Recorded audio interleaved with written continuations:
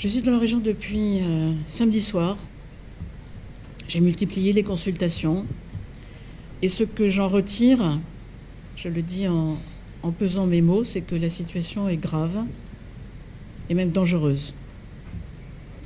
Face à l'engrenage qui peut mener à l'embrasement et peut-être à la déstabilisation de la région, il faut que la raison et la maîtrise l'emportent.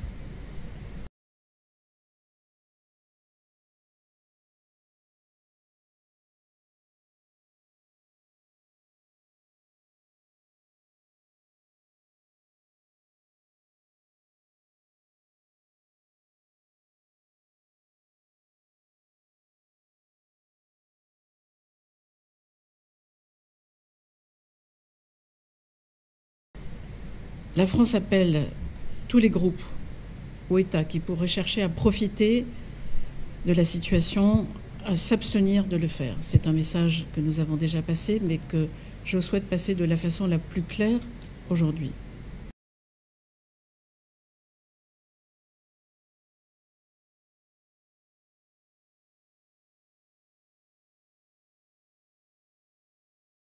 Soyons clairs, ceux qui souhaitent quitter Gaza doivent pouvoir le faire. Nous sommes choqués que le Hamas les empêche de le faire, c'est inacceptable. Ceux qui veulent quitter Gaza doivent pouvoir le faire. Le Hamas ne peut pas prendre en otage les populations.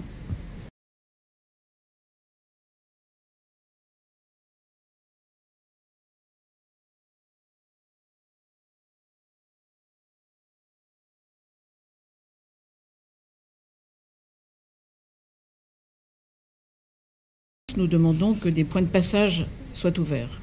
Et d'ailleurs, nous avons nous-mêmes quelques dizaines de Français ou d'agents de l'Institut français qui souhaitent sortir. J'ai bon espoir que tout sera fait pour les aider en ce sens.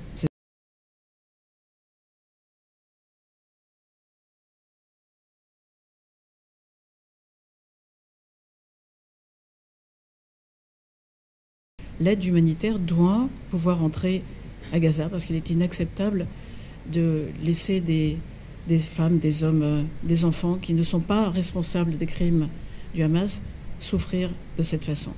Le Hamas ne doit pas être confondu, faut-il le rappeler, avec l'ensemble de la population palestinienne.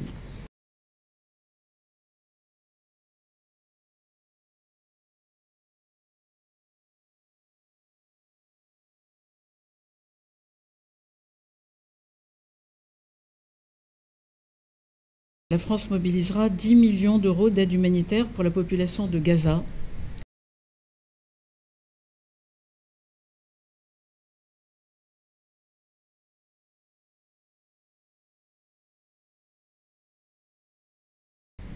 Avec l'Égypte, nous partageons la même inquiétude sur les dangers d'une situation qui est déjà une situation difficile. Si tout n'était pas fait pour éviter les risques d'engrenage, voire, je le répète, de déstabilisation de certains dans la région. Personne ne peut prendre un tel risque.